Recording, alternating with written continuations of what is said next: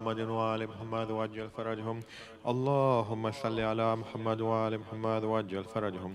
اللهم صل على محمد وآل محمد وعجل فرجهم. بسم الله الرحمن الرحيم. عن فاطمة الزهراء عليه السلام بنت رسول الله صلى الله عليه وآله أنها قالت: دخل علي أبي رسول الله صلى الله عليه وآله في بعض الأيام فقال: السلام عليك يا فاطمة. فقلت: عليك السلام. قال: إني أجد في بدني ضعفا. فقلت له: أعيذك بالله يا أبته من الضعف. فقال: يا فاطمة، هيتيني بالكساء اليماني فغطيني به. فأتيته بالكساء اليماني فغطيته به، وصرت أنظر إليه وإذا وجهه يتلألأ كأنه البدر في ليلة تمامه وكماله.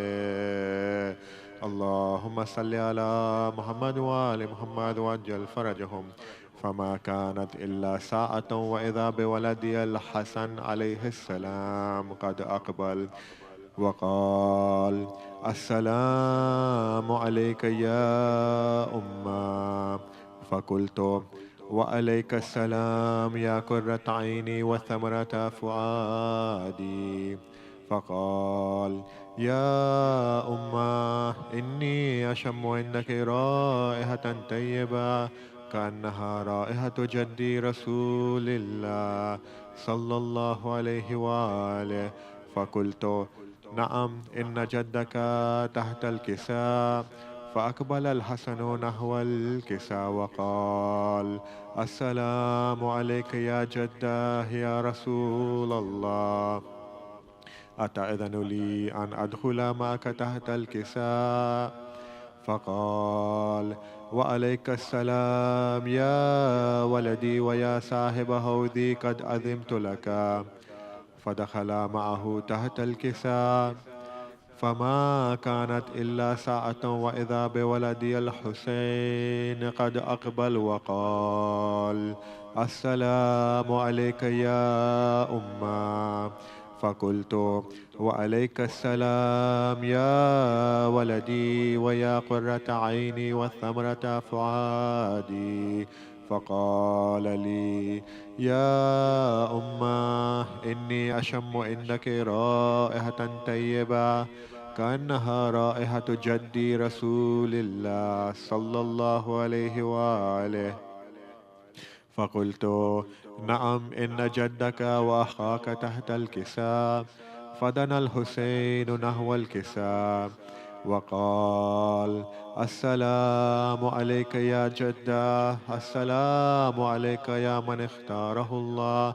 أتأذن لي أن أكون معكما تحت الكساء؟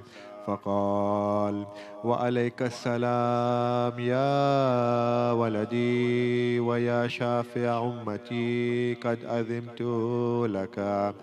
فدخل معهما تحت الكساء. اللهم صل على محمد وآل محمد وعجل فرجهم. فأقبل عند ذلك أبو الحسن علي بن أبي طالب وقال: السلام عليك يا بنت رسول الله. فقلت: وعليك السلام يا أبا الحسن ويا أمير المؤمنين. فقال: يا فاطمة، إني أشم عندك رائحة طيبة كأنها رائحة أخي وابن عمي رسول الله صلى الله عليه وآله. فقلت: نعم، ها هو مع ولديك تحت الكساء. فأقبل علي نحو الكساء وقال: السلام عليك يا رسول الله، وأتأذن لي أن أكون معكم تحت الكساء؟ قال له: وعليك السلام يا أخي ويا وسيي وخليفتي وصاحب لوائي، قد عظمت لك. فدخل علي تحت الكساء،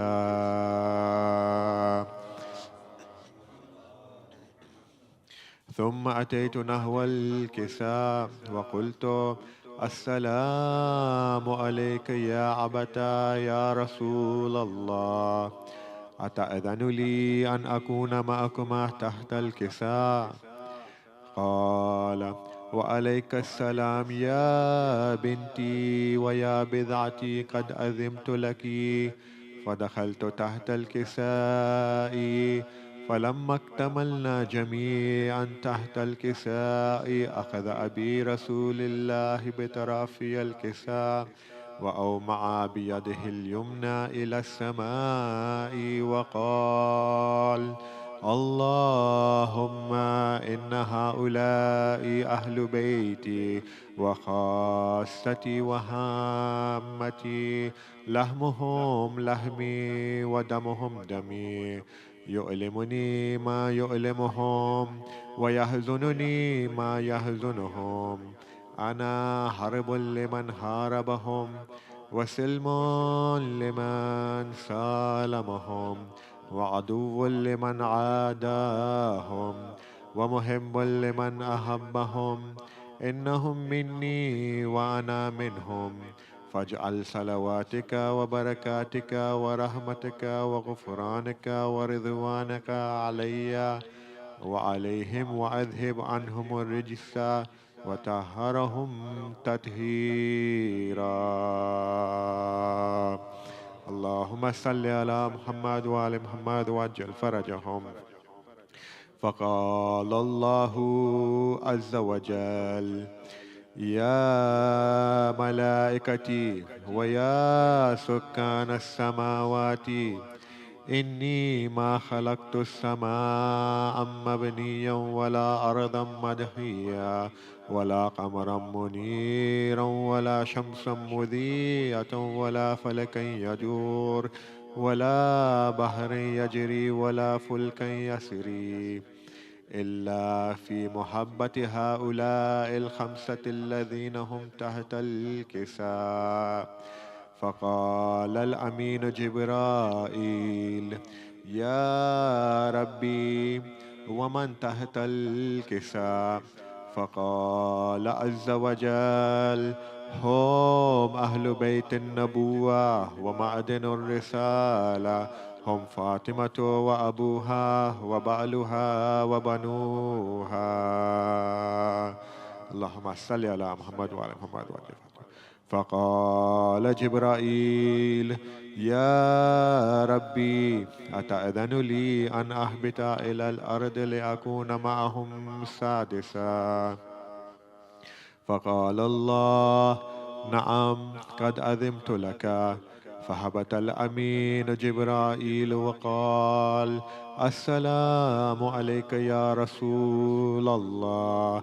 العلي الأعلى يقرئك السلام ويخصك بالتحية والإكرام، ويقول لك: وعزتي وجلالي، إني ما خلقت السماء مبنية ولا أرضا منحية ولا قمرا منيرا ولا شمسا مذيعا ولا فلك يجور ولا بحر يجري ولا فلك يسري، إلا لأجلكم ومحبتكم، وقد أذن لي أن أدخل معكم، فهل تأذن لي يا رسول الله؟ فقال رسول الله: وعليك السلام يا أمين وحي الله، فإنه نعم، قد أذنت لك. فدخل جبرائيل معنا تحت الكساء، فقال لأبي: إن الله قد أوحى إليكم يقول: إنما يريد الله ليذهب عنكم الرجس أهل البيت ويطهركم تطهيرا. اللهم صل على محمد وآل محمد وعجل فرجهم. فقال علي لأبي: يا رسول الله، أخبرني ما لجلوسنا هذا تحت الكساء من الفضل عند الله. فقال النبي صلى الله عليه وآله: والذي بعثني بالحق نبيا واستفاني برسالة نجيا، ما ذكرنا خبرنا هذا في محفل من محافل أهل الأرض، وفيه جمع من شيعتنا ومحبينا، إلا ونزلت عليهم الرحمة وحفت بهم الملائكة واستغفرت لهم إلى أن يتفرقوا. فقال علي عليه السلام: إذا والله فزنا وفاز شيعتنا ورب الكعبة. فقال أبي رسول الله صلى الله عليه وآله: يا علي، والذي بعثني بالحق نبيا واستفاني برسالة نجيا، ما ذكرنا خبرنا هذا في محفل من محافل أهل الأرض، وفيه جمع من شيعتنا ومحبينا، وفيهم مهموم إلا وفرج الله همه إلى يمين، ولا مغموم إلا وكشف الله غمه إلى يمين، ولا طالب حاجة إلا وكذا الله حاجته إلى يمين. فقال علي عليه السلام: إذا والله فزنا وسعدنا، وكذلك شيعتنا فازوا وسعدوا في الدنيا والآخرة ورب الكعبة. اللهم صل على محمد وآل محمد وعجل فرجهم. سورة المباركة الفاتحة. بسم الله.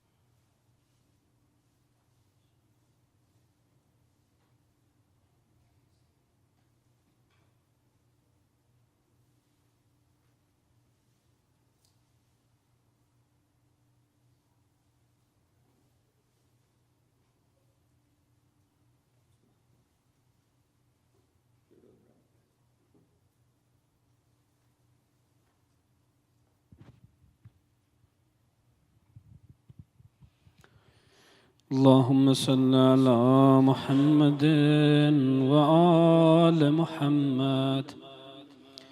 بسم الله الرحمن الرحيم.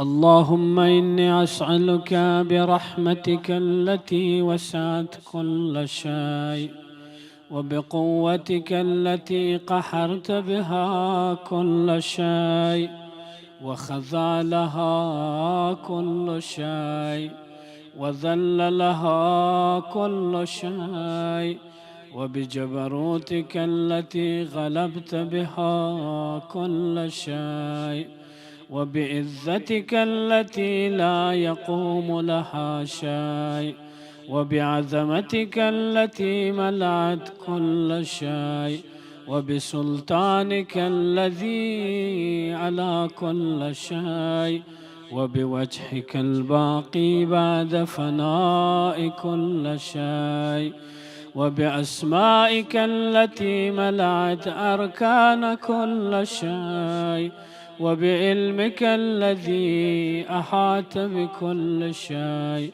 وبنور وجهك الذي أزاء له كل شيء. يا نور يا قدوس، يا نور يا قدوس، يا نور يا قدوس، يا أول الأولين ويا آخر الآخرين، اللهم اغفر لي الذنوب التي تحت كل إسام. اللهم اغفر لي الذنوب التي تنزل النقام. اللهم اغفر لي الذنوب التي تغير النعم. اللهم اغفر لي الذنوب التي تحبس الدعاء. اللهم اغفر لي الذنوب التي تنزل البلاء. اللهم اغفر لي كل ذنب أذنبته وكل خطيئة أخطأتها. اللهم إني أتقرب إليك بذكرك وأستشفع بك إلى نفسك وأسألك بجودك أن تدنيني من قربك وأن توزعني شكرك وأن تلحمني ذكرك. اللهم إني أسألك سؤال خاضع متذلل خاشع أن تسامحني وترحمني وتجعلني بقسمك راضيا قانعا وفي جميع الأحوال متواضعا. اللهم وأسألك سؤال من اشتدت فاقته وأنزل بك عند الشدائد حاجته وعزم فيما عندك رغبته. اللهم عزم سلطانك وعلى مكانه وخفي مكرك وزحر أمرك وغلب قحرك وجرت قدرتك ولا يمكن الفرار من حكومتك. اللهم لا أجد لذنوبي غافرا ولا لقبائه ساترا ولا لشيء من عمل القبيح بالحسن مبدلا غيرك. لا إله إلا أنت سبحانك وبحمدك ظلمت نفسي وتجرأت بجهلي وسكنت إلى قديم ذكرك لي ومنك علي. اللهم مولاي كم من قبيح سترت وكم من فادهم من البلاء أقلت وكم من إسار وقيت وكم من مكروه دفعت وكم من سناء جميل لست أحلى له نشرت. اللهم عزم بلائي وأفرت بي سوء حالي وقصرت بي أعمالي وقعدت بي أغلالي وحبسني عن نفعي بعد آمالي وخدعتني الدنيا بغرورها ونفسي بجنايتها ومثالي. يا سيدي فأسألك بعزتك ألا يحجب عنك دعائي سوء عملي وفعالي ولا تفزحني بخفي ما اطلعت عليه من سري ولا تعاجلني بالعقوبة على ما عملته في خلواتي من سوء فعلي وإساءتي ودوام تفريطي وجحالتي وكثرة شهواتي وغفلتي. وكن اللهم بعزتك لي في كل الأحوال رؤوفا وعلي في جميع الأمور عطوفا. إلهي وربي من لي غيرك أسأله كشف ضري والنظر في أمري.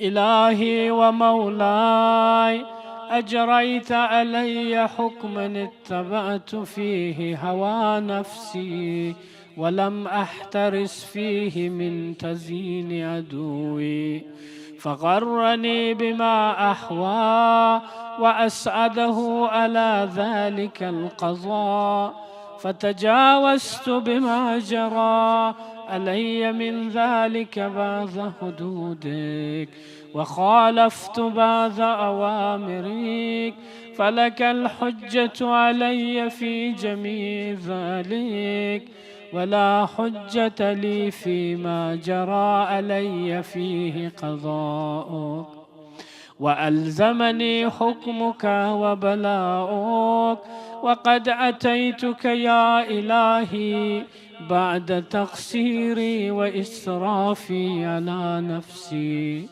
معتذرا نادما منكسرا مستقيلا مستغفرا منيبا مقرا مذعنا معترفا، لا أجد مفرا مما كان مني، ولا مفزعا أتوجه إليه في أمري غير قبولك عذري وإدخالك إياي في سعة من رحمتك. اللهم فاقبل عذري وارحم شدة زري وفكني من شد وثاقي. يا رب ارحم ضعف بدني ورقة جلدي ودقة عزمي، يا من بدأ خلقي وذكري وتربيتي وبري وتغذيتي، حبني لابتداء كرمك وسالف برك بي. يا إلهي وسيدي وربي، أتراك معذب بنارك بعد توحيدك، وبعد ما انتوى عليه قلبي من معرفتك، ولهج به لسان من ذكرك، واعتقده ضمير من حبك، وبعد صدق اعترافي ودعائي خاضعا لربوبيتك. هيهات أنت أكرم من أن تزيع من ربيت، أو تبعد من أدنيت، أو تشرد من آويت، أو تسلم إلى البلاء من كفيته ورحمت.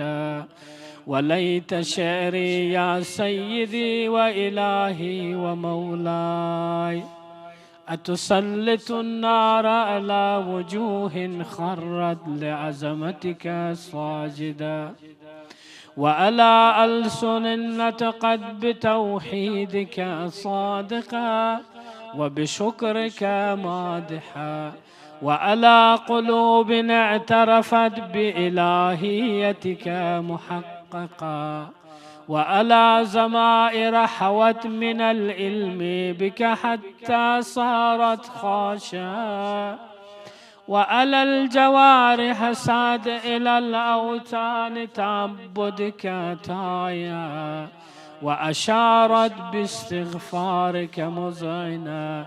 ما هكذا الظن بك، ولا أخبرنا بفضلك عنك يا كريم يا رب، يا كريم يا رب، يا كريم يا رب. وأنت تعلم زافي عن قليل من بلاء الدنيا وعقوباتها، وما يجري فيها من المكاره على أهلها، ألا أن ذلك بلاء ومكره قليل مكسور، يسير بقاء قصير مدته.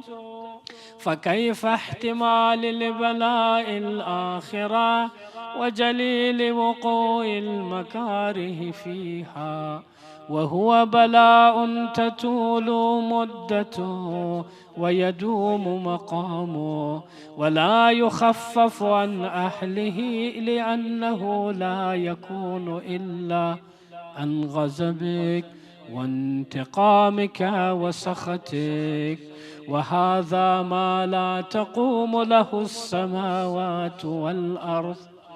يا سيدي فكيف بي وأنا عبدك الضعيف الذليل الحقير المسكين المستكين. يا إلهي وربي وسيدي ومولاي، لأي الأمور إليك أشكو، ولما منها أزج وأبكي، لأليم العذاب وشدته أم لطول البلاء ومدته؟ فلئن سيرتني للعقوبات مع أعدائك وجمعت بيني وبين أهل بلائك وفرقت بيني وبين أحبائك وأوليائك، فحبني يا إلهي وسيدي ومولاي وربي.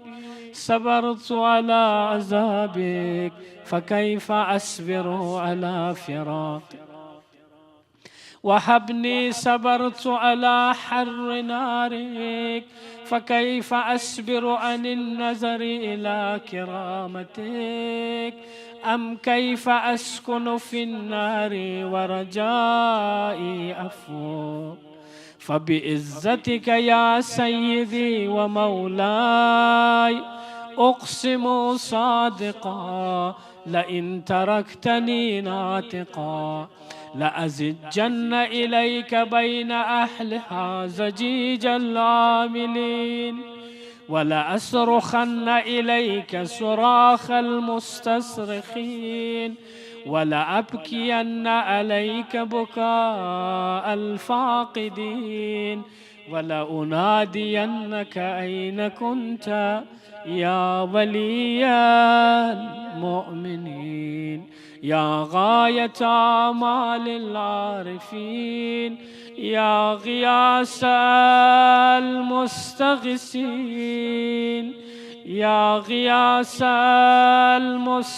المستغيثين، يا غياث المستغيثين، يا حبيب قلوب الصادقين، ويا إله العالمين.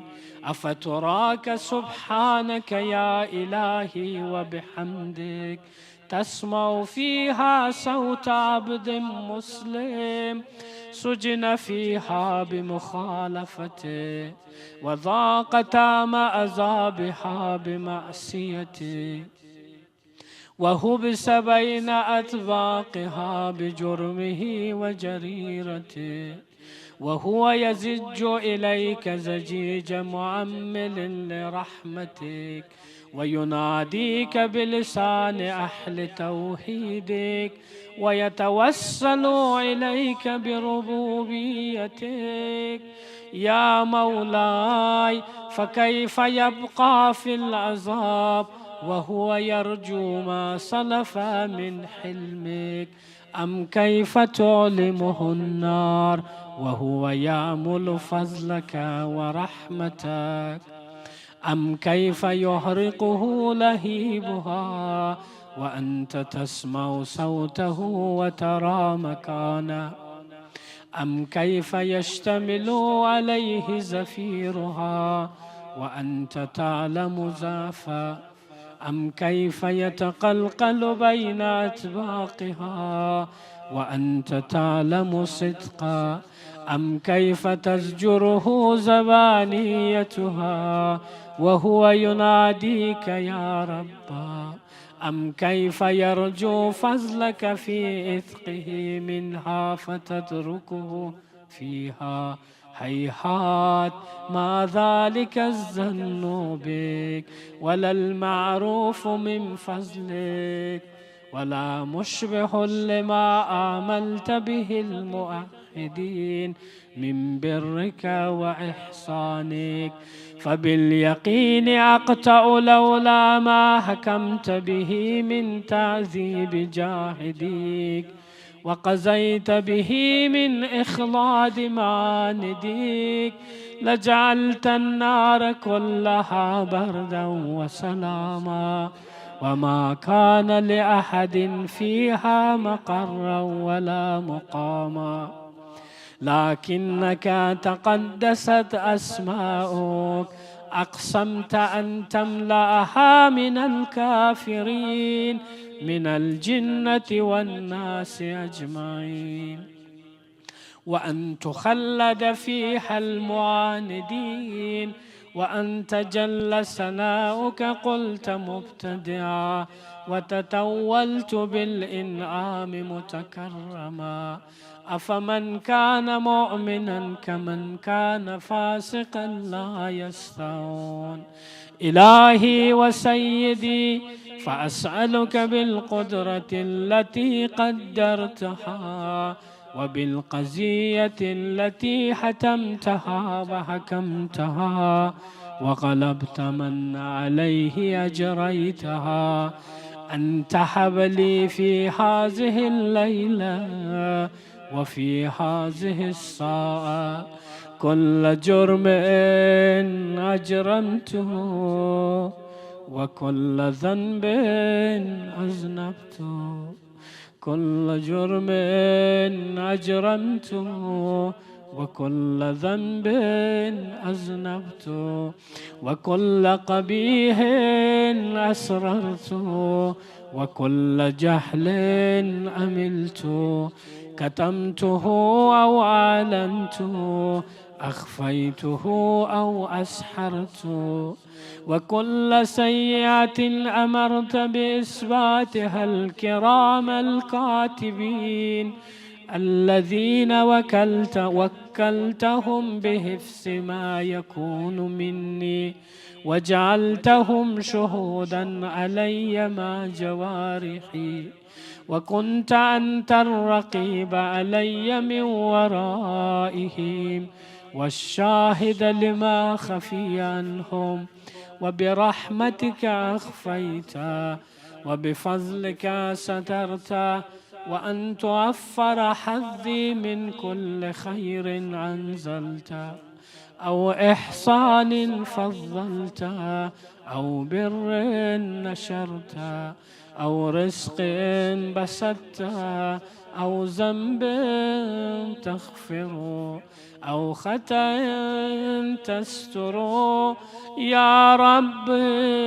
يا رب يا رب يا رب يا رب يا رب يا رب يا رب يا رب، يا إلهي وسيدي ومولاي ومالك رقي، يا من بيده ناصيتي، يا عليما بزري ومسكنتي، يا خبيرا بفقري وفاقتي، يا رب يا رب يا رب يا رب يا رب يا رب يا رب يا رب يا رب، أسألك بحقك وقدسك وأعظم صفاتك وأسمائك أن تجعل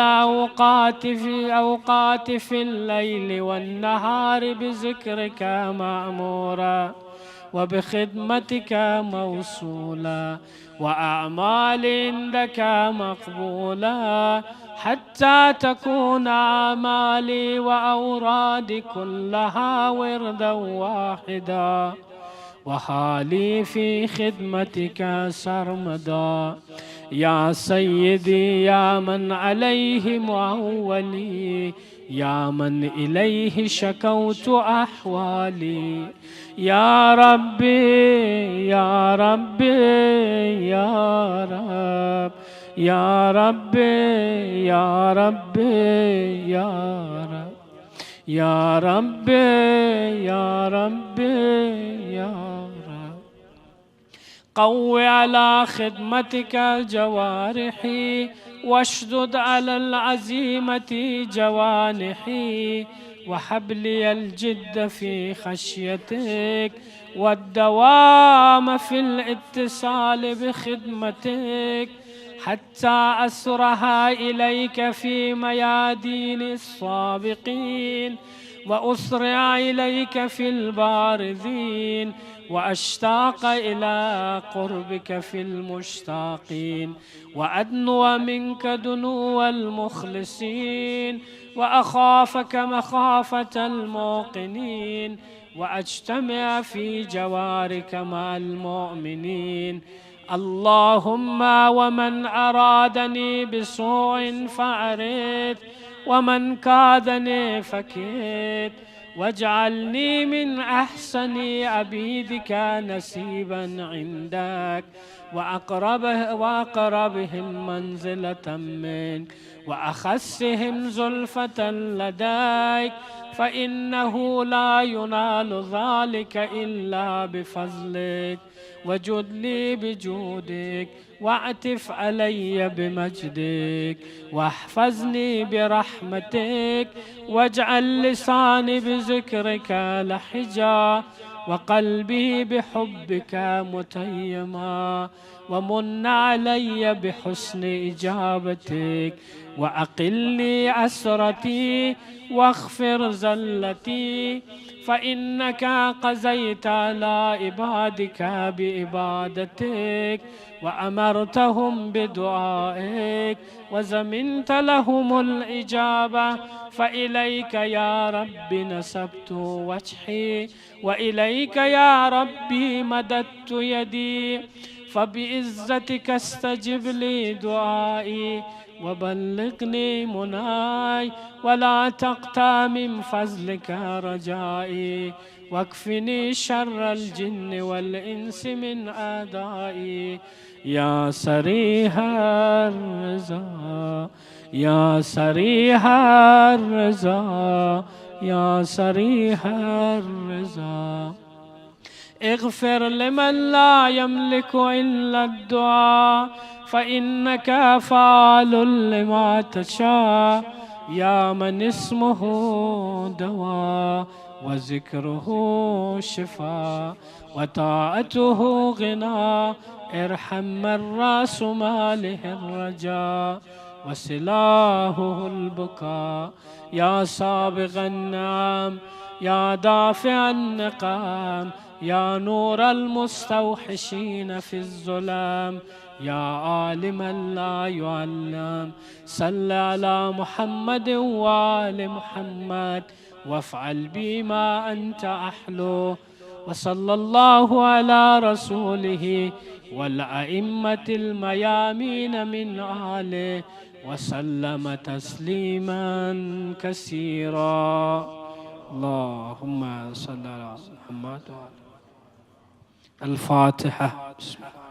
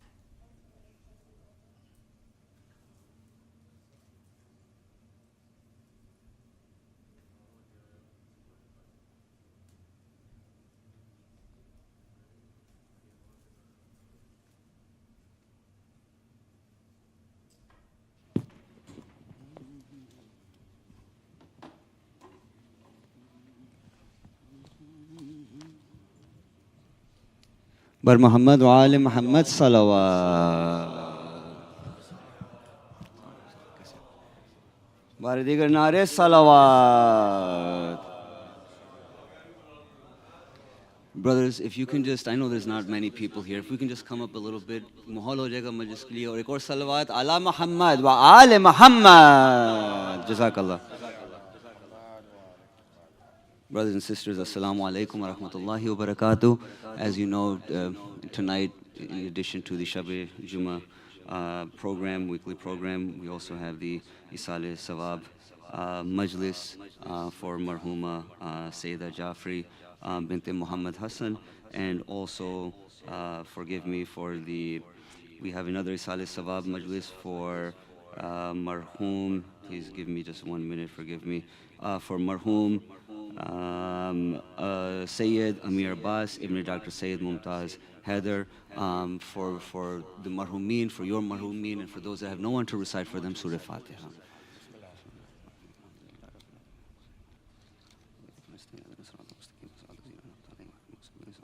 ایک صلوات پڑھی علی محمد و آل محمد.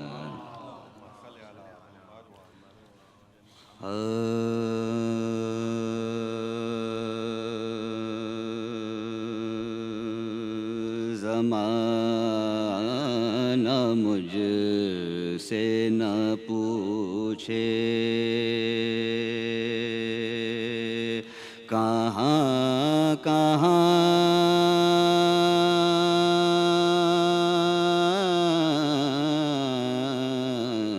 تھے حسین.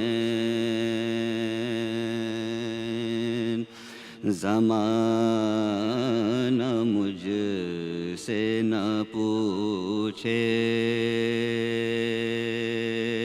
کہاں کہاں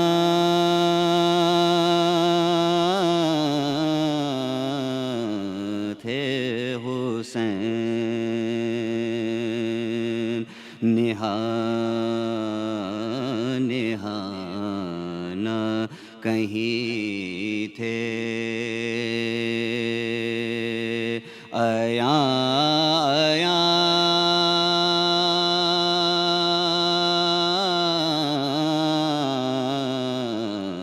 تھے حسین.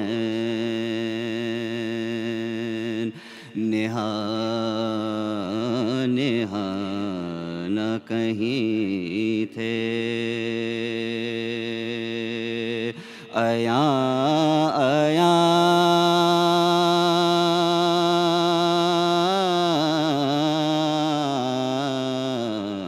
تھے حسین. مباہلا ہو قصہ ہو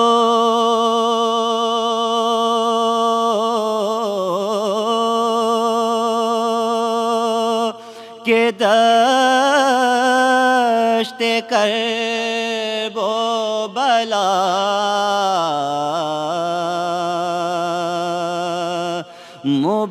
مباہلا ہو قصہ ہو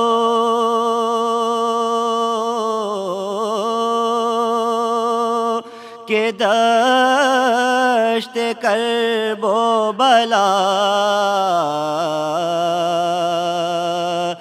جہاں جہاں تھی ضرورت وہاں وہاں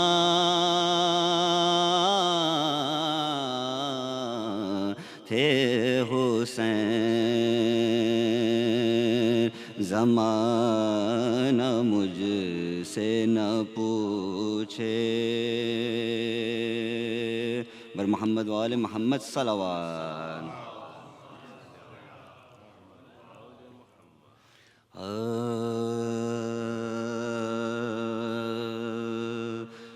کھچی ہوئی ہے تصور میں کر بلا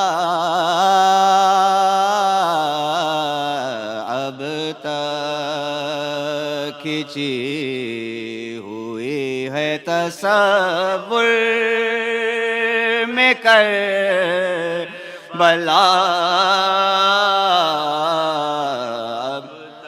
نظر میں ہے ستم و جور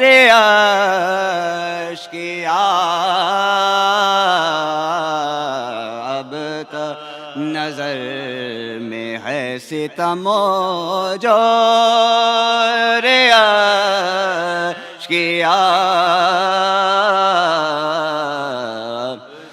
یہ اس رسول کے اطراعت پہ ظلم بھیجا تھا، یہ اس رسول کے اطراعت پہ ظلم بھیجا، زمانہ پا نہ سکا جس کا نقش پا، اب زمانہ پا نہ سکا جس کا نقش پا، جہاں اجڑ گیا گلزار فاطمہ بخدا، جہاں اجڑ گیا گلزار فاطمہ بخدا، اداس اداس ہے اس دشت کی فضا،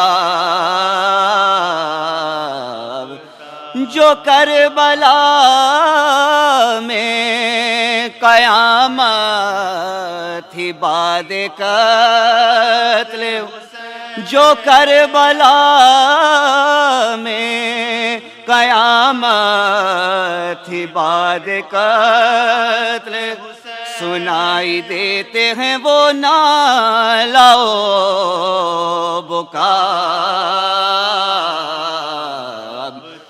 کھینچی ہوئی ہے تصور میں کربلا، پٹک پٹک کے سر اپنا فرات کی موج، پٹک پٹک کے سر اپنا فرات کی موج، بیان کرتی ہیں وہ داد کربلا، بیان کرتی ہیں روداد کربلا، اذان دی تھی جو اکبر نے صبح عاشور، اذان دی تھی جو اکبر نے صبح عاشور، فضا میں گونج رہی ہے وہی صدا، اب تک نہ جانے بارواں ساقی کب آئے گا، نہ جانے بارواں ساقی کب آئے گا، علاج گردش ردا نہ ہو سکا،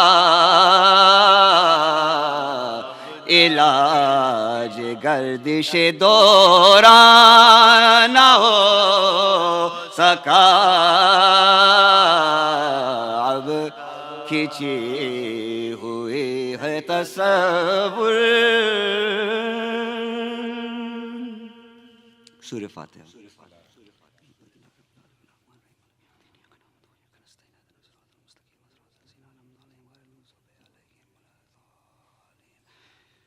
ایک اور سورہ فاتحہ کی درخواست ہے مرحومہ سیدہ جعفری بنت محمد حسن اور مرحوم سید امیر عباس ابن ڈاکٹر سید ممتاز حیدر اور آپ سب کے مرحومین کے لیے اور جن کا کوئی پڑھنے والا نہیں ہے سورہ فاتحہ۔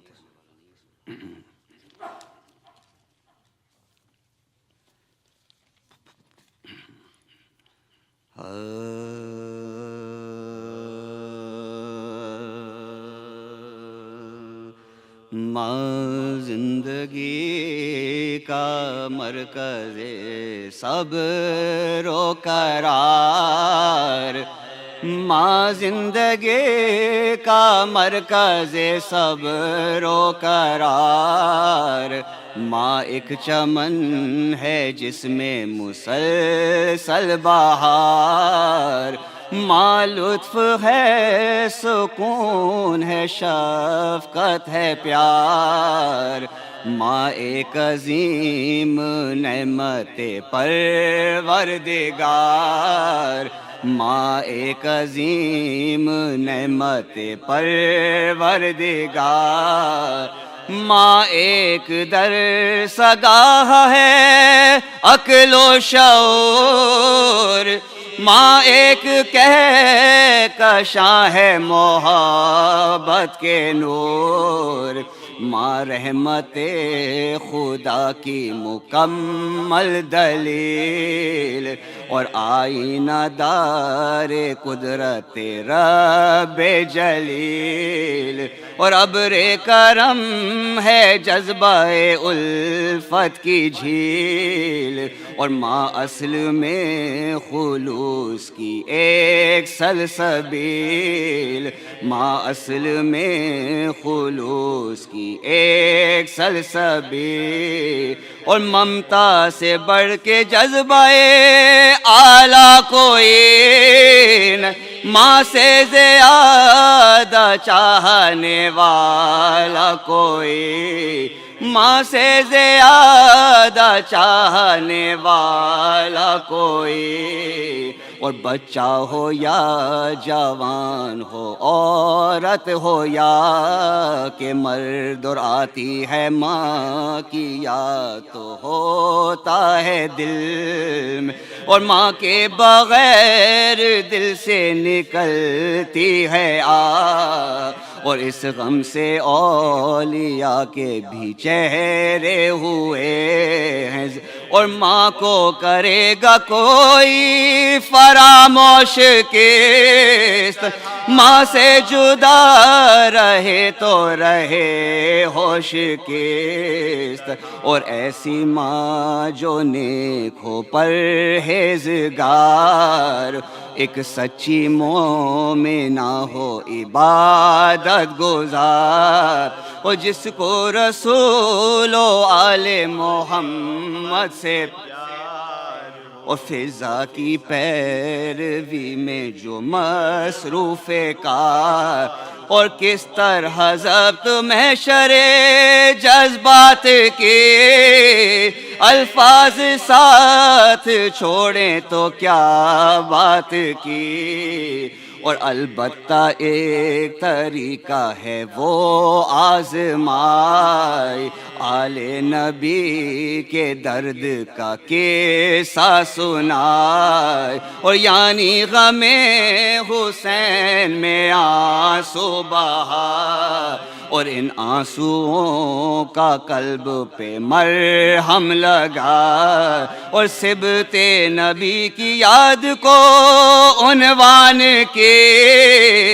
دنیا میں دین کے لیے سامان کی، اور بعد رسول جب ہوا زہرا کا اس وقت تھے حسن و حسین دونوں خرد، اور ماں سے بچھڑ کے زینب و کلثوم تھیں، اور 40 سال تک نہ ہوا غم کا اور ہر روز ماں کی قبر پہ جاتے رہے ہو، ہر شب کو ایک چراغ جلاتے رہے ہو، اور لگتا تھا جب بھی دل پہ کسی تازہ غم کا، کرتے تھے ماں کے روزے پہ روشن آچا، اور ہوتا تھا جب کبھی بھی پریشان دلو در، اور ملتا تھا ماں کی قبر کے دیدار سے، اور اتنا سکون آ کے یہاں پاتے تھے، سر رکھ کے ماں کی قبر پہ سو جاتے تھے اور فرماتے تھے یہ رو کے شہنشاہ خاص اماں قبول کیجئے اب آخری ممکن نہیں مدینے میں شبیر کا اب کربلا میں ہوگا ہمارا سفر اب کربلا میں ہوگا ہمارا سفر اب صبح و شام حال سنانے نہ آئے اماں ہم اب چراغ جلانے نہ اماں ہم اب چراغ جلانے نہ ماں زندگی کا مرکز صبر و قرار ہے بر محمد و آل محمد صلوات صلی اللہ. With that, I would like to invite our very own Maulana Syed Rizwan Rizvi to come up to the mimbar to recite tonight's majlis. Please welcome him with salawat ala Muhammad wa ala Muhammad. My dear brothers, I know ایک دفعہ اور اگر میں آپ پلیز مائنڈ تھوڑا سا اور آگے آ جائیے تاکہ ایک مجلس کا ماحول. بہت بہت شکریہ. بار دیگر نعرے صلوات بر حبیب خدا ختم الانبیاء امام زمانہ بلند تر صلوات. جزاک اللہ.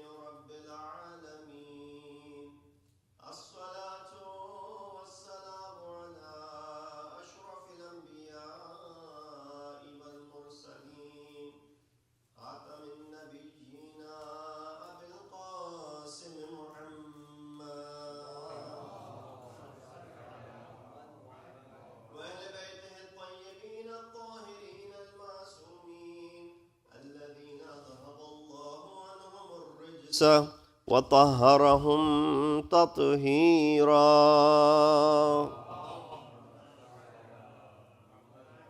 أما بعد فقد قال الله تبارك وتعالى وقوله الحق وهو أصدق القائلين بسم الله الرحمن الرحيم أفحسبتم أنما خلقناكم عبثا وأنكم إلينا لا ترجعون صدق الله العلي العظيم صلوات بجمع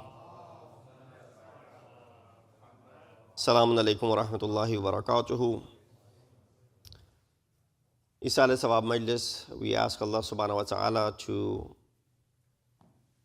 give the thawab of this azah, this majlis, to the marhumeen whose names were recited in the beginning. We ask Allah subhanahu wa ta'ala to elevate the status of these marhumeen, give them a place in the jawar of Masumeen alayhimu salatu wassalam. And we ask Allah subhanahu wa ta'ala to continue to bestow sabr and patience to the bereaved family for this irreplaceable loss. I recited this ayat from Surah Mu'minun, ayat number 114, in which Allah subhanahu wa ta'ala in many areas in Quran begins with istifham, with a question. Afa hasibtum annama khalaqnakum abatha. That did you suppose that we created you aimlessly? Wa annakum ilayna la turja'un, and you will not be brought back to us. Still, believe it or not, it is a phenomena which many have failed to understand. The world which is running after materialism and religion is looked as something which is venom and poison and one should stay away from. And of course, it has a lot to do with those who presented the religion in this negative way, where people believe that there is no hereafter.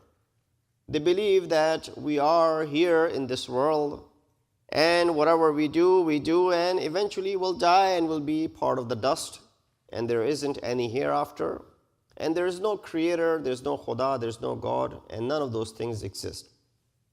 The unfortunate part is that some who believe to be muwahhid also have developed a similar concept as well, primarily because their understanding of the hereafter and Qiyamah is probably not clear. It's not understood by them. It still is vague. And that is the reason they might have doubts about the Qiyamah. While those who are deeply rooted and well grounded in their beliefs and in their aqaid, they take it that yes, there will be Qiyamah, there will be resurrection, and there will be a day of accountability. But even for those who do believe in all of this stuff, sometimes their actions in this world do not translate as such.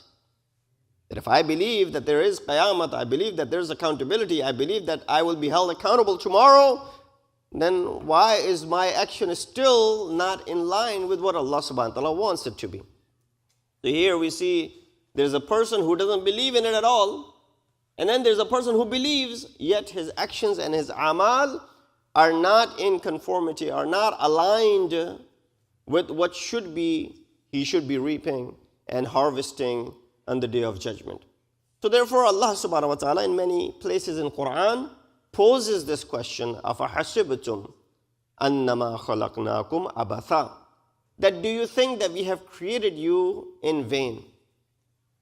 The word abath is something which has started and then it's futile, then it is let go, and then it is not completed. For example, someone comes up with a great idea, a brand or something that they want to initiate, start, they work on it, they get it going, and then in the middle of the way, they leave it. While they had started something. It was going, and then they abandon it. And what happens to it when nobody's running it? It dies down. That is called abath. Something which had a beginning, something which was started. It's not something which was just inside your mind and did not even begin yet. That is the difference between abas and la'ab or lahv. Sometimes we confuse between lahwun wa la'ibun and abas, as the ayat of Quran talk about it. Lahw wa la'ib is different than this abas. So here there are certain arguments that are presented to that mind which believes that there isn't any hereafter, or those who do believe in the hereafter, yet their amal and their actions are not aligned with what they believe in. The first argument, the first burhan that is presented at this place is the burhan-e-hikmat, the argument of wisdom, that Allah subhanahu wa ta'ala is Hakim. If we consider the worldly life without the hereafter, just imagine that for a second. Ulama and akhlaq, ulama of akhlaq and scholars of ethics have debated this concept. That if you consider the worldly life without an end, that there isn't any hereafter, it is similar to thinking the child in the womb of the mother is there for 9 months. And imagine if the child is there for 9 months and when he is born, you kill him or he's dead. Would that make sense to keep the body and to keep this child, this fetus, alive for 9 months, only for it to come to this world to be killed? As soon as the child is born, the child is dead or the child is killed. Now sometimes children stillborn, and they're born dead. That is another story. But what do we hope for? The child comes into this world to live, not to die. So imagine 9 months are spent, and then after that, only if the concept was that the child will be dead after the pregnancy is over. That is similar to the idea that you and I live in this world for 70, 80 years, only to die afterwards. And there's nothing after that. Just the same way, in this 9-month life of a child does not end with his birth, similarly, our 70, 80 years of life does not end with our death, rather it begins after our death. The way that child is looking forward to that worldly life, you and I, if we have this iman and faith and belief, we are also, after our death, are looking for that eternal abode. And that is the similarity that you can draw between the two things. Therefore, we understand Allah subhanahu wa ta'ala posing this question, أَفَحَسِبْتُمْ أَنَّمَا خَلَقْنَاكُمْ عَبَثًا وَأَنَّكُمْ إِلَيْنَا لَا يَرْجَعُونَ, that you think that we have created you in vain and that you will not return back to us. That is something which is just an idea in your mind. Now, once you realize that this world has some value, we are here in order to step into the next world, only then this world will be helpful to you. That's the reason you find the kalam of Ma'asumeen, ad-dunya mazra'atul akhirah. You've heard this hadith a great deal of time, that dunya is the mazra'ah. Mazra'ah is that farming land where you put the seed in the ground and you put the crops. Why do you put the crops? So that they die within that land and you don't harvest anything? No, so that you can reap the benefits of it one day. He said, ad-dunya mazra'atul akhirah. If you were to believe that there is an eternal life, only then this life will have value. Otherwise, you will not consider this life to be valuable at all. And therefore, the belief of an insan with the belief in the hikmat of Allah subhanahu wa ta'ala, first argument and first burhan-e-hikmat tells you that there is life after death. Second burhan that is presented, second argument that is presented is the argument of justice, the adalat, burhan of adalat. What is this burhan-e-adalat? Everything, of course, is created with precision by Allah subhanahu wa ta'ala. Quran talks about it, that we created everything with precise precision, the way Allah subhanahu wa ta'ala wanted everything to be created. From our bodies to bigger bodies around us, to the world and to the celestial bodies and all these things that are created, there's adalat that you find in all of them. Doctors and physicians sitting in front of me, if we do not take care of our bodies properly, what will happen? We fall sick. We become ill. That is due to majority of the time, unless it's hereditary unless you've received it in your bad genes. But majority of the time, it's the reason why we fall sick or we get ill is because we did not take care of it. We went beyond the justice and the adalat that was required for this body. So therefore, if we maintain this adalat and the justice with our bodies won't fall sick. We won't become sick. The fact that we don't keep that justice within it. Similar is the case when it comes to the heavens and the earth. Quran says, قَامَتِ السَّمَوَاتُ وَالْأَرْضِ, that the heavens and the earth is standing on what? On adl. Hadith rather, قَامَتِ السَّمَوَاتُ وَالْأَرْضِ. The entire universe is standing on the justice and the adalat. And that is the reason you see the moon never takes over the sun, nor the sun ever takes over the moon. None of these things, while they're functioning in their own orbits, they're working, they don't take over anything else because of the precision and the adalat that Allah subhanahu wa ta'ala has established in this entire system of ours. So when everything is with this precision, with this justice in our bodies and the society around us, then can anyone with the right mindset think for a second that all those criminals, all those thieves, all those, evildoers, all those tyrant rulers are equal to the righteous people, the muttaqeen, parhezgar, the good doers? They're all equal. Can anyone in their imagination compare these two groups of people and compare them to be equal? Can you say and place a person like Saddam Hussein and, for example, someone like, Martin Luther King in the same picture? Can you compare and put Hitler and, on the other hand, for example, someone who worked for humanity like Mother Teresa or someone else? Can you put them on the same scale? No. One did good for humanity, the other destroyed humanity. Well, if you don't believe in the hereafter, then you are doubting the wisdom of justice. Why? If we all are to die and there's no hereafter, then Saddam Hussein and Mother Teresa, Martin Luther King and Hitler will all be treated the same way.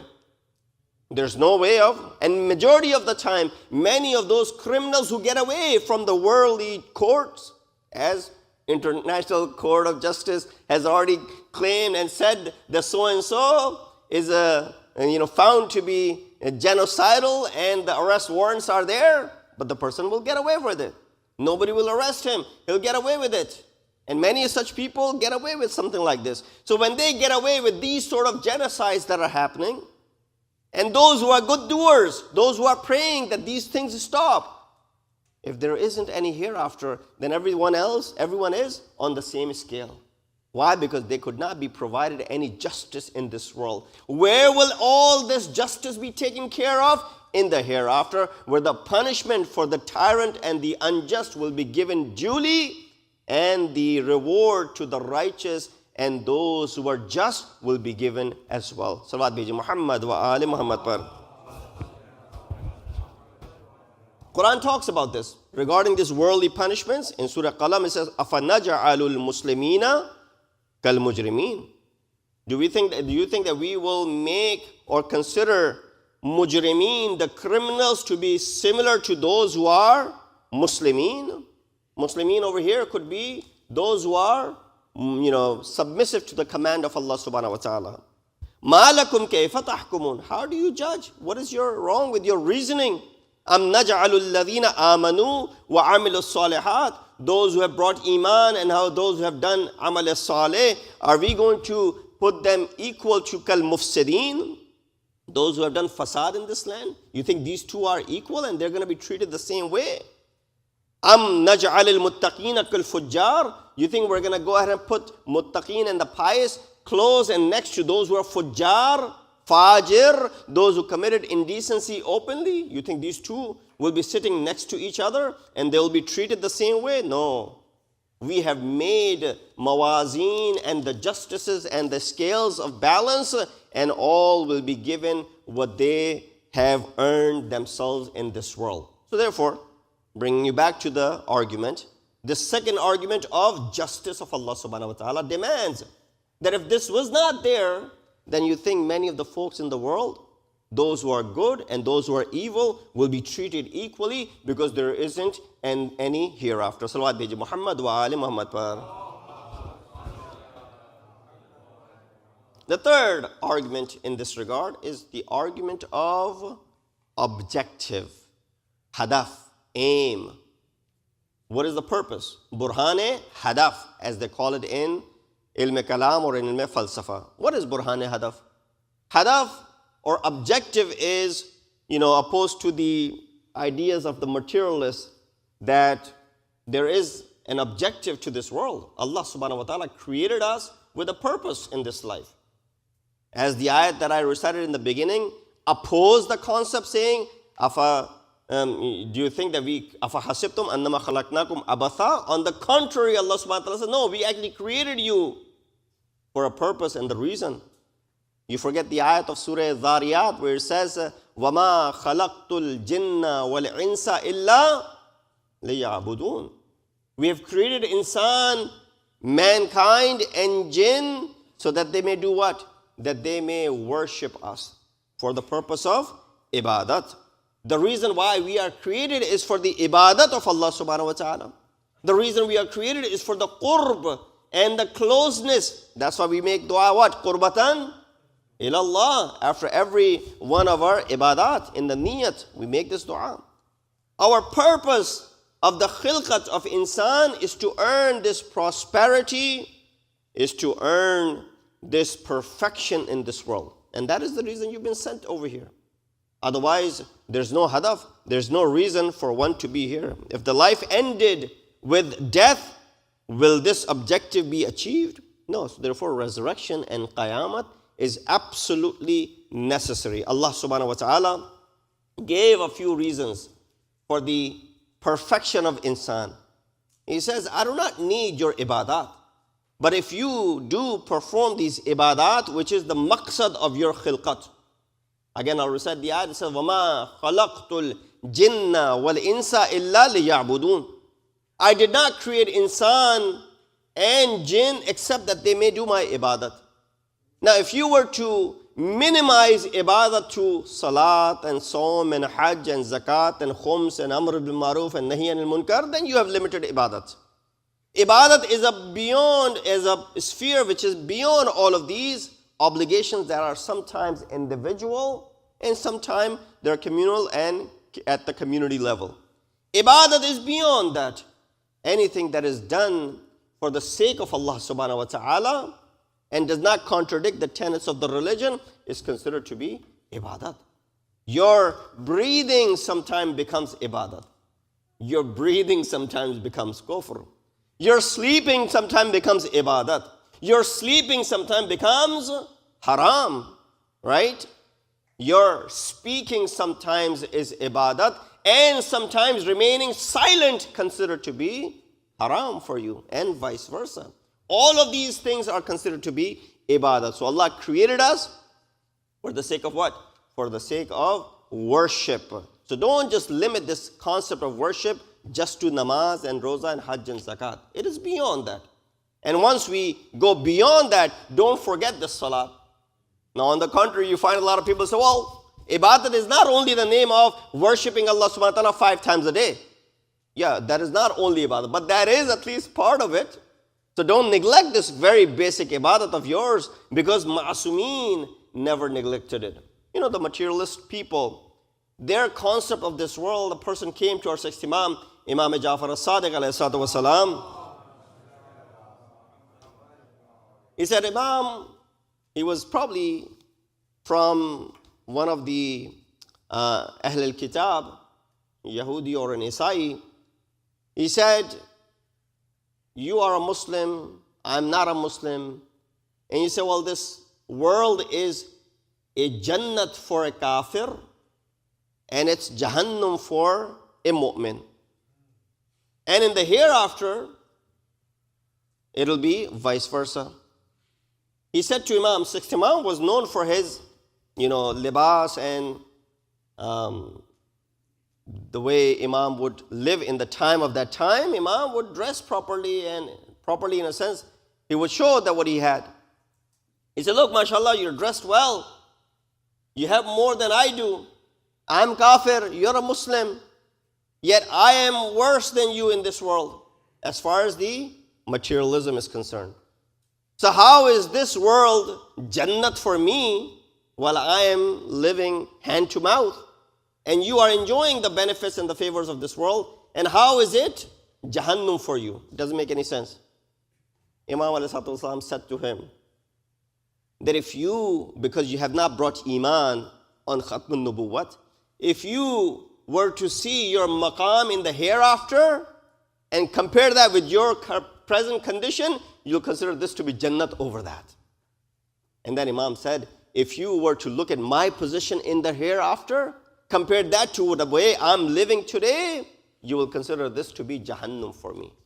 So therefore it is about the deed and the perspective of insan, how you look at certain things with relation to another things. Imam ﷺ clarified that for that individual. While I might be enjoying the luxuries of this world, still it is Jahannam for me, because I don't have any connection to this world. My connection is to the hereafter. Salawat biji Muhammad wa ali Muhammad par. Therefore, a person needs to know where their roots are and where are they from. That is the reason Amirul Mu'mineen said, Rahimallahu imra'an arifa qadrahu. May Allah's mercy be upon an individual who knows his qadru qimat, who knows his value. It is a common example. Something that you lose, you feel for it. While for many of us, $1 or $10 would not have much value. But if we were to lose $1 or $10, we'll be worried about it. Where did I put it? I had it right here and it's lost.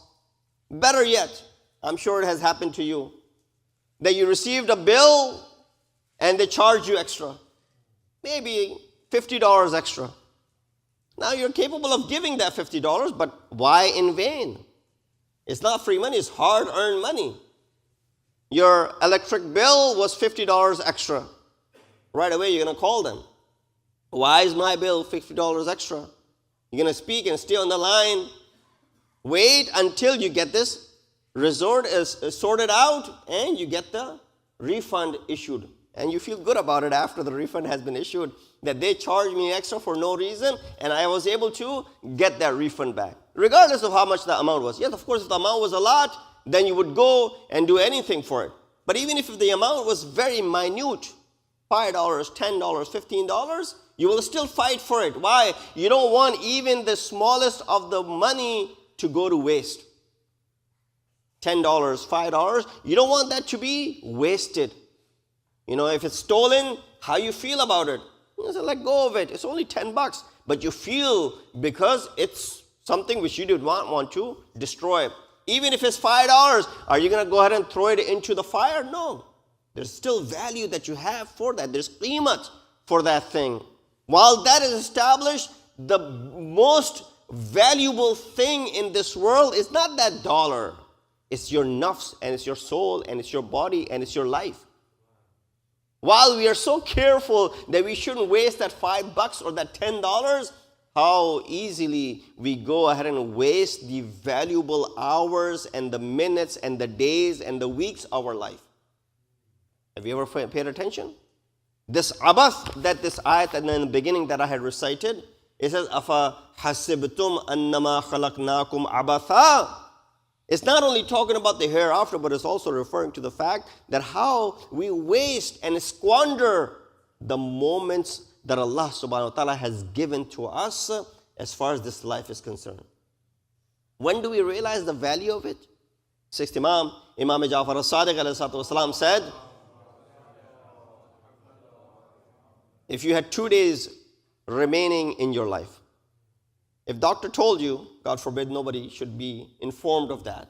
But unfortunately, we live in a time, there are illnesses, there are certain bimari that is without any cure. And you know your time is up when your time is up. And many a time we see death happens all the time in front of us. If a person is informed you only have 48 hours to live, what will happen to your life? Your life will be upside down. If your priority was this, I'm talking about myself. If your priority was this, that I have to, for example, watch my game, and I have to go to, for example, mall, and if I have to, for example, take my kids to some museum, or for example, number 4, I have to buy certain groceries, and number 5, I'll have to come to masjid because there's a Shab-e-Jumah, there's a majlis going on as well. If I knew that there was only 48 hours, you know what? This list will be turned upside down. The first thing will be that 5th thing that you had on the list. You'll come to the masjid first, because now you know there's not much time left in it. Who's going to go ahead and do grocery at that time? Who's going to go see the movies now? Who's going to go to a game now, right? Who's going to waste time in Super Bowl now? Who's going to do all of these other things now? Well, you know you only have 48 hours left. But that should not be the case for us to realize and wake up when it comes to the reality of the life. It's that you worry so much if you lose $1 or $2 in waste, but you don't worry when you lose the hours and the times of your life. So Imam said, if you had 48 hours to live, there is a hadith that talks about it. If you had 2 days in your possession, what would you do? Ask this question. And inshallah, nobody has that question raised to them, and nobody is told that you only have 2 days left. But all of us, there will come a time when we only have 2 days to live. When inshallah all of you are 100 years old, and 100 years and 300 days old, that 361 and 62nd day is the last 2 days of your life. It'll come eventually. So we will have that opportunity when the 2 days are left in our life. What would you do? It's $1 million question. Imam responded. Imam said, you would spend the first day to learn adab, and you'll spend the second day practicing adab. You'll spend the first day learning the etiquettes and the ethics and morals, and you'll spend the second day practicing that ethics and morals. If you had 48 hours left. That's how important adab and morals and the ethics and the akhlaq is. Salawat deji Muhammad wa ali Muhammad par. There were other ahadith in this regard, but I'll bring you to a close. This also being in inside of our majlis, Shab-e-Jumah. There's a beautiful hadith from our 5th Imam, Imam Muhammad Baqir alayhi salatu wasalam. Imam said, إِذَا كَانَ يَوْمُ الْجُمُعَةِ, if it was the day of Friday, or Shab-e-Jumah, as the day Friday begins from the sunset and the Maghrib of Thursday, فَزُرْهُمْ, visit your parents, visit your deceased parents. فَإِنَّهُ مَنْ كَانَ فِيهِمْ فِي زِيقٍ وُسِّعَ عَلَيْهِ مَا بَيْنَ طُلُوءِ الْفَجْرِ إِلَى طُلُوءِ الشَّمْسِ. If any of your parents who are deceased were in difficulty, more likely so that if you visit them on Friday, that difficulty will be alleviated by Allah subhanahu wa ta'ala before the time of Fajr comes about. That is just by visiting, not doing anything else. Nobody's saying you go ahead and sit and read and recite the Quran and Hadith and Surah Yasin and Surah this and Surah that, and you recite entire Quran sitting over there. None of those things. فَزُرْهُمْ, mere visitation to them is enough to bring what? Alleviate the pains that they may be going through, especially in this difficult time of theirs. That's how merciful Allah subhanahu wa ta'ala is. You know, a lot of time we question this, that how important is this life?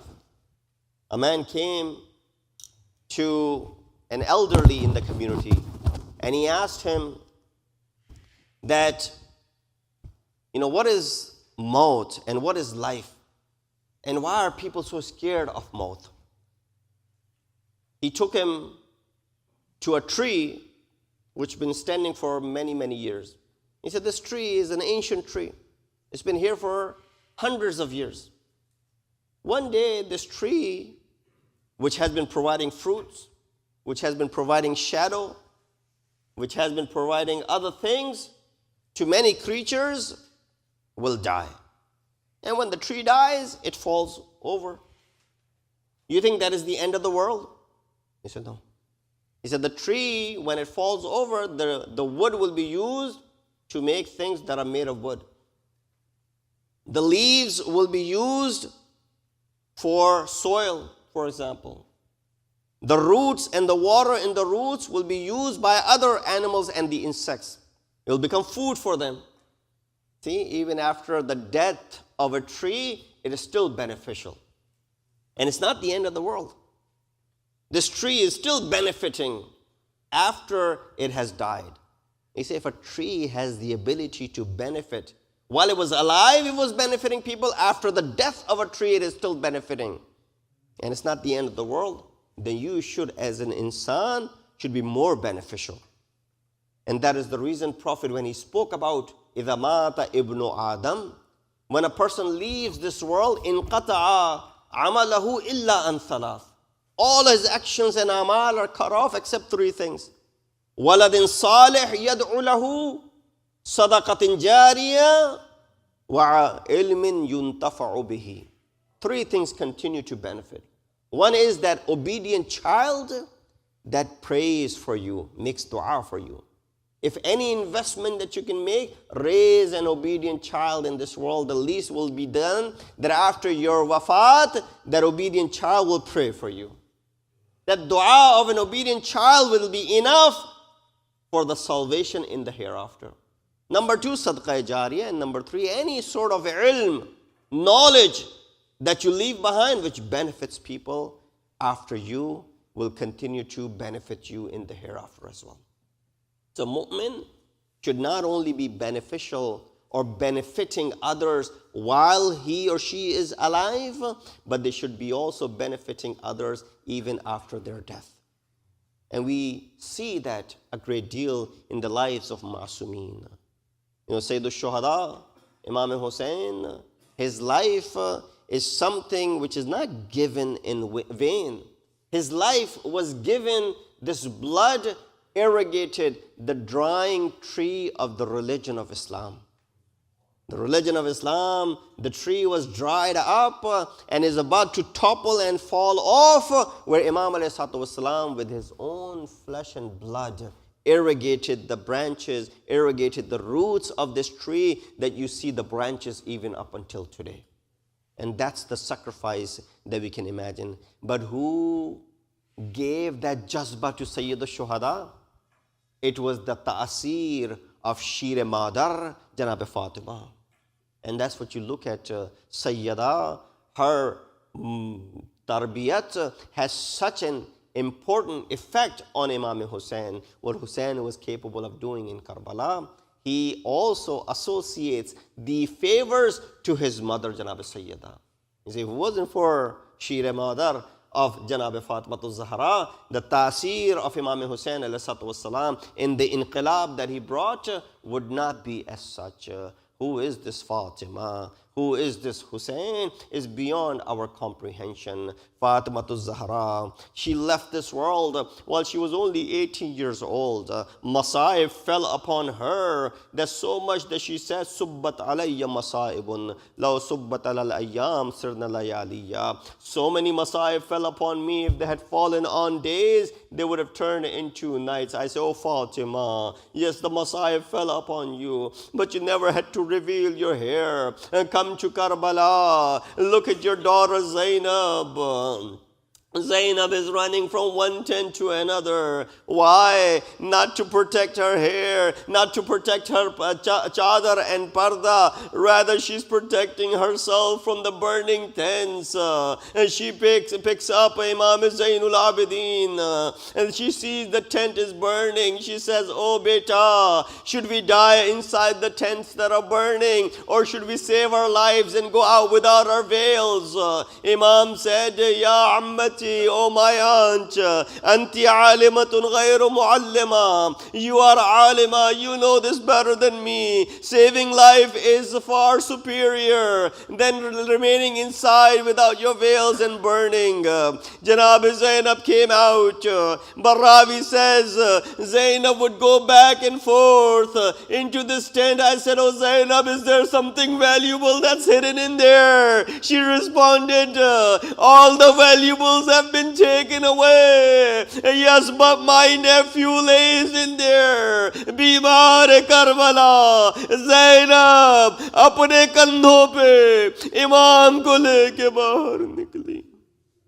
Ala lanatullah al-qawm al-zalimin. Wa sayalamu alladhina zalamu ayya munqalibin yanqalibun. Inna lillahi wa inna ilayhi raji'un. Oh Allah, please accept our ibadah tonight. Oh Allah, we've committed a lot of sins, please forgive our sins. Oh Allah, give us the tawfiq and ability to follow the commands and teachings of Ahlul Bayt alayhi salatu wassalam. Oh Allah, hasten the reappearance of our weighted Imam. Make us amongst the helpers and the soldiers of Imam. Please recite Surah Fatiha for Marhuma Sayyida Jafri bint Muhammad Hassan and Marhum Amir Abbas ibn Sayyid Mumtaz Haidar.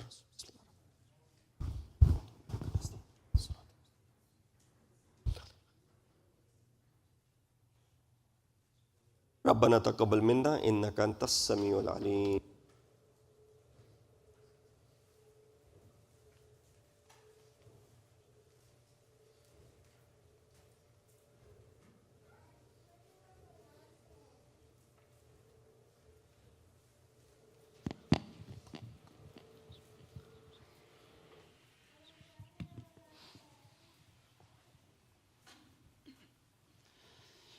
السلام عليك يا نبي الله، السلام عليك يا رسول الله، وعلى ابن عمك أمير المؤمنين، وعلى ابنتك فاطمة الزهراء سيدة نساء العالمين، وعلى ولديك الحسن والحسين سيدي شباب أهل الجنة، وعلى 9 المعصومين من ذرية الحسين. السلام عليكم ورحمة الله وبركاته. السلام عليك يا وارث آدم صفوة الله، السلام عليك يا وارث نوح النبي الله، السلام عليك يا وارث إبراهيم خليل الله، السلام عليك يا وارث موسى كليم الله، السلام عليك يا وارث عيسى روح الله، السلام عليك يا وارث محمد حبيب الله، السلام عليك يا وارث علي أمير المؤمنين عليه السلام ولي الله، السلام عليك يا ابن محمد المصطفى، السلام عليك يا ابن علي المرتضى، السلام عليك يا ابن فاطمة الزهراء، السلام عليك يا ابن خديجة الكبرى، السلام عليك يا ثار الله وابن ثاره والوتر الموتور، أشهد أنك قد أقمت الصلاة وآتيت الزكاة وأمرت بالمعروف ونهيت عن المنكر وأطعت الله ورسوله حتى أتاك اليقين، فلعن الله أمة قتلتك، ولعن الله أمة ظلمت، ولعن الله أمة سمعت بذلك فرضيت به.